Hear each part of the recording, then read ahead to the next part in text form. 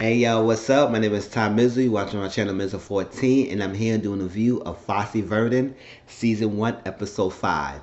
Alright, this past last 4 episodes have been an hour. This episode been an hour and a half. So I said, whoa, I was like, why so long, this episode?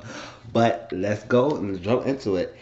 I don't think it was much going on to me, but it's a lot of things. Like, it was some things that was expressed in here about mostly about Gwen and Bob's kind of tensions and emotions between each other and the new person and that he's dating and stuff like that. So it started off when Gwen and Nicole went to see Bob. Remember last week episode it ended where Bob went to a psych clinic, mental institution. It's like that. He just got in the middle to it. It's like that. So she went there. I think he was so strung out. Like he was like in the days. Like he was responding. Gwen was talking. He was so excited to see you. There's a lot going on. The daughter, she did a lot of things. She was dancing, stuff like that. And she did this picture. She drew a picture of her father, Bob, and her dancing and everything. And she said so excited seeing them. All right, so it jumped into. So during the time she was going there, she was on the phone with Frank, and she told Frank that Bob is on board with doing Chicago because Gwen wanted to do Chicago for so long. I think about 10 plus something years she wanted to do Chicago. This is something, and Gwen played Roxy Hart in Chicago. I looked that up in Google, so I was like, okay, I know Chicago. I love that movie. I was like, it's like they always adaptation in that movie, and for her to play Roxy Hart, I would say, oh, that was a big role. So it was nice. So she wanted to do Chicago for a long time, and I said, all right, and she tried to get Bob into, or like Bob be involved in it. She wants Bob involved in Chicago, and she keep telling him, but he was keep pushing it off. He didn't want to do Chicago. He really didn't want to do it right now. He was like, I got other projects, and every time one project finished, he going to another one, and that's a problem that a lot of people have with him. Like he always working, always pushing himself to the point that he gets to make a mental breakdown. Just what he had done at the end of Pippin, when he was working on Pippin, and then all of a sudden he was stressing himself so out, so much stuff, drinking the pills, all that stuff. It made him collapse and freaking mental institution. That's the violent psych clinic, and now he got out. So she told him Frank that she was gonna do it, but even though he said he wasn't ready for another project, it's like that. But he just wanted to push it off. It fall down to it. He really don't want to do any musical comedies. He's tired of doing that. He wanted to stop doing away from musical comedies. He did Sweet Charity. He did Cabaret. Now he did Pippin. He's tired of doing those musical comedies things. So he wanted to do something serious. So the thing that he's working on is Lenny. Lenny, Bruce Lenny is based on his life. It's about a film documentary, a biography film based on Bruce Lenny's life. Of I guess I was reading on Google that it was people's like so outraged by his obscenity, his sex, his talk. He's a comedic. It's like it's obscene talk language that he had, and people was like at that time was like, wow, about how extreme his views are. So Bob and Dustin Hoffman is the actor who wanted to play as Bruce. I think he just acted and wanted to play as Bruce Lenny for that film, and he wanted to do it and follow his life of film of somebody who's dark, heavy, drugs, and everything. Because that was part of his life. He was entertainer, he was a comedian, something like that, and then he met this lady named Honey, and them two did whatever they do, and it was about his life. It was a dark, mostly different from what he usually be doing, which is the comedic musical route. He wanted to do more of the serious route, and I don't know, maybe it's portraying much about how he's doing his life of the drugs and stuff like that, the dark and stuff like that. He loved that humor, this obscenity, the sex, the driven, the drugs, the addict that Lenny is portraying. Bruce Lenny, the actor, the life they are going to biography of. So that was like, okay, I see what you're trying to do, but Gwen and everybody, Gwen basically was like, "This is serious different. Why are you want to work on something like this, which is really completely out of your realm? It's like this is not what you have normally do. Why you just go work, keep telling you work on Chicago? It's like some this is your realm of expertise." And he said, "No, I don't want to do that. I was like, oh, this is going back and forth." So they went to Southampton, and it's 3 months later, like that. But he took himself out the hospital 6 days, so he was only there for like almost a week of the psych clinic, and he got himself out. And based on he got out because Gwen lied and whatever. Say got he wanted Gwen to lie for him and say to get him out early. So she said she got him out by saying that he was doing some research. He's not really crazy. He didn't go in and by doing any drugs. Like he voluntarily did whatever he did so he could get himself admitted, so he could do research for his project he was working on. And he wanted to look at things and experiences like that. And I mean, actors does that, directors does that. They immerse themselves in the things that they want to know. So when they do a project and building, when they do a project or a play or written or a movie or something like that, they could fall back into the memories and the experiences they had to let them be more relatable. It'd be more realistic and not being fake, and people can see the fakeness. They want them to be more real, and they portray that there is something realistic about what they in the reality, realistic in what they're doing. All right, so the guys was crazy. They was betting on some lobster race and all that stuff. The cook took the lobster. She said, "Oh, we're cooking this shit. Like out of here." And they was talking, and then Gwen came later with the person she was dating, Ron. And this is the time that we met Ann. Ann is the lady that Bob Fosse, if I read in the Google stuff, that this is the last person he actually was really in a relationship with before he died. And this is after Gwen. So it was like, okay, but Ann is like this sweet little innocent, nice young girl, so like that. And I was like, oh, what's going on here? Because I was like, him and Gwen is still married, but he's still messing around. And that's part of Bob's thing. He just likes to do whatever he would do. Sex is part of his thing. He liked to fuck. He liked to drink. He liked to do whatever he liked to delve himself in work. And he do whatever he wants to do. So if he see a nice little eye candy, he gonna go after it. And it's the next one after it. After it. Because Gwen and Bob, they never got divorced, but they got separate. They separated, so they separated from each other, living separate lives, but they never got divorced. And I read online, I read on Google stuff like that. They never got divorced. They just separated. So I was like, oh wow. All right, so yeah, so he was talking about his new project, Lenny, that I was explained earlier in the film, the video, that the new project Lenny, and that's the husband, the actor. He said he's ready to do it now, so he want to jump on board. But Ann is worried about it because she was like, the doctor said he needs to take a year off and doing any projects. He's doing too much. He just come out so soon.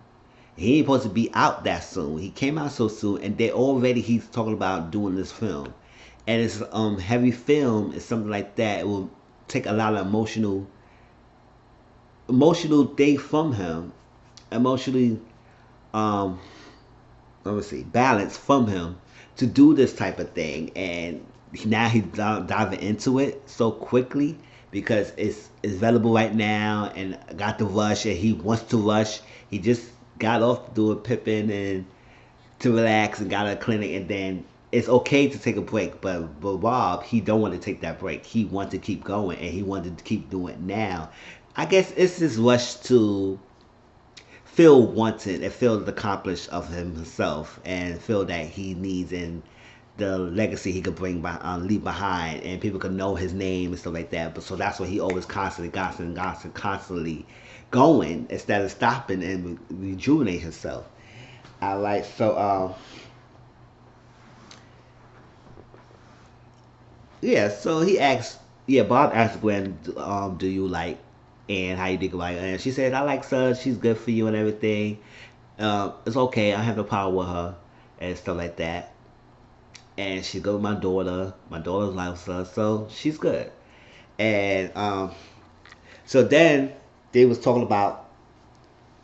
She told Bobby they got the theater, and he said what? Cause she was saying Joey, Bobby, John, and Freddie was calling and trying to get together so we get this thing so we can work on Chicago. And Bob said, "Oh, I haven't called Freddie back." It's like that. He said he wanted to call you, John or Freddie, one of those two. John wanted to call you and say like he was going to tell you that we got the theater. And he said he got the theater 46th Street, and that's the theater they what they did. That's the theater they did Sweet Charity in.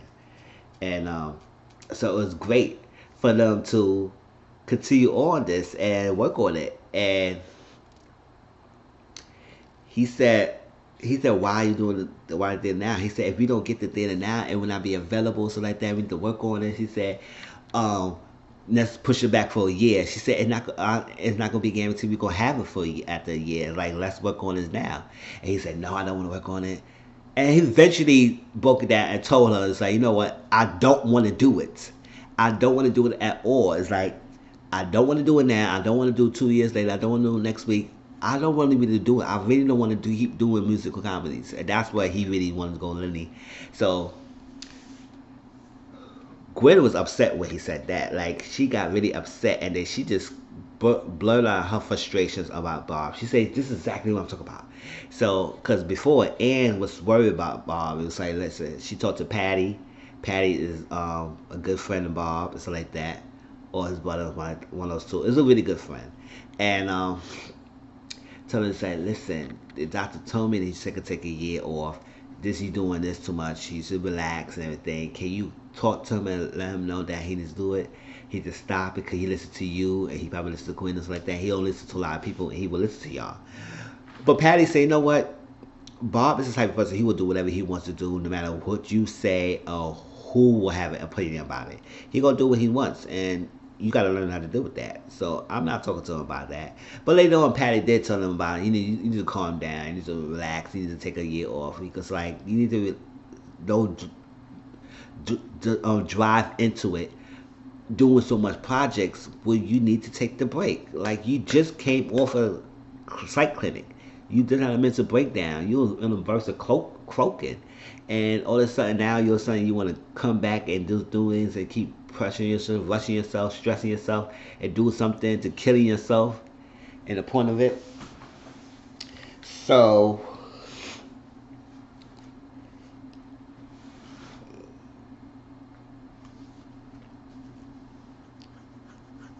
yeah, so that's what I said. Continue on with that. So she just blurted out because he really didn't want to do it. So she got mad and say, "Listen, see, this is exactly what you're gonna talk about."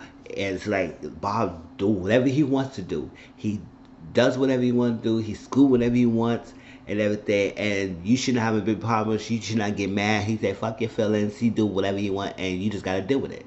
And this is exactly how and that Bob is no one. He don't like or trust anyone but himself. I mean, he may love you, he may like that, but he will play with your emotions. He will stomp on your heart. He will play you like a fiddle. He will just string you along, and then you gotta run for the ride and just either deal with it or not accept it. And that got Ann upset, and Ann walked off, and he trying to go console, and he said, "I all love you. I changed at that guy. It put me in a different perspective about life and everything, and I realized what I have been doing, and I only want you and everything." And Ann said, "I wish I could believe you," which I understand Ann because right on later on the episode, he went and had sex with Gwen, and it was crazy how they had sex because they had a little conversation because he slept on the couch. I guess Ann was not having him in the bedroom, so he got him on the couch. And you gonna time out? And Gwen said, "Why you on the couch?" And then they talk, and that's what she explained that she told the people the lie and everything. And she was like, "Why can't we just do this Chicago?" It's like, I don't know why you would do anything like Lenny. It's like, let's work on it. Let's put the writing and everything on it, and let's go for it. And he explained talking, and after a while they started hugging. And I guess they still care about each other. No matter what Bob and Gwen try to do, they still care about each other. So they kiss, and then they started freaking. I said, "Oh my gosh!" I said, "Hope nobody catched her." And the next morning they went on. Before that, Gwen did this song called "Where Am I Going?" because Neil was Joanne. Joanne was um, Gwen's best friend. She passed away not long ago, 7 weeks. She passed away. Let me see.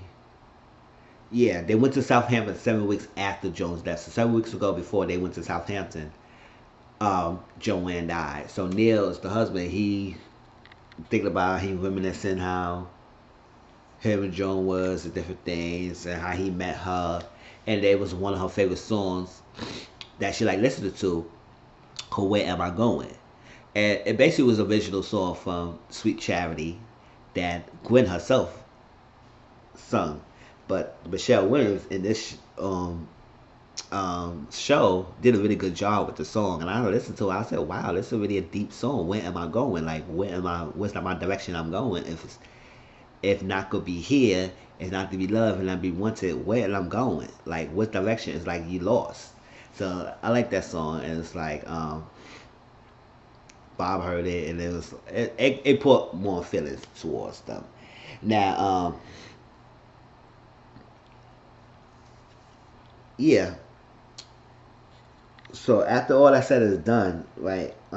He came back to try to consult Anne again. Anne didn't want to deal with it. She just tired of the lie. She's tired of it. She not think she's the right person for him. We ain't gonna last. So Gwen told her, he said, "No, I know about Bob's really does love you because he deal with a lot of chicks.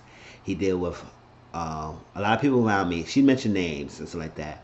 And no matter what he did, none of the chicks may be my daughter, but he put you around Nicole, and he really loves you." So I was like, okay, that's he really loves you. So I guess Anne is just do something like that. So at the end, she said, so Gwen and Anne had a talk, and she told Anne, it's like, listen, Bob, I know him. I know what he gonna do. He gonna drive himself crazy working over to death, working himself to death, working. And what you need to do, you need to stop him from doing that. You need to stop him. Your responsibility to look after him and to make sure he don't drive himself to death or work himself to death. And she said, "Oh, that's my responsibility. That's what I need to do. Make sure he don't die and keep him alive. That's what I need to do." And it said, "That's what it is. It's like, trust me, y'all will work out." That's what she said. And and trust me, Ann was the last person he been with. I think he partnered with in a relationship with, like I said, before he actually had a heart attack. And in this, I think they got the years mixed up there because on Google they say he died at 1987 of a heart attack, but in the show they said 1973, 13 months before his heart attack. So I was like, the years is kind of off a little bit. But during this time, he mentioned when they was all sitting down that he go do Lenny, and he gonna start writing the play for Chicago. And they said, "Oh, you go do Chicago first, and then push Lenny how to do work that." He said, "No, we gonna work both of them at the same time." And everybody was looking, and the end was like, "Oh my gosh!" And that's when he went outside, smoking his little thing, cigarettes. Oh, I forgot. Nicole, the daughter, she was eating a lot of pickles and stuff like that, all that stuff during the night. She's like little bothered that there was no other kids there but her, and she don't like the trip. And then she went in the room, in the back room, when they was going to dinner, and was taking smoking a cigarette. I said, "Oh, what's going on with the girl? Somebody needs to focus on Nicole because that's not good for the little girl to be smoking cigarettes like that." Like she only took one, but she was like, I was like, wow, that's really serious and deep. And I don't know. Somebody need to really focus on Nicole because she's not really happy as much as people making it seems. But yeah, Ball went outside, smoked the thing, and that's how it ended. And they said 13 months before he had a heart attack. So I was like, oh, okay. Like I said, I really enjoy Bob Fosse Verdon. It's really good. It shows it's opened me up about Bob Fosse, director, and his life, and Gwen Verdon, and how their relationship lasted, and how it spiraled, and how they work with each other, and the different things, and the plot, the background story. And I really enjoy, love watching it. That's why I'm doing reviews of it. All right, talk to you all day next week. Tell me how y'all feel about this episode and about the whole show period so far. And I'll talk to you all later. Peace.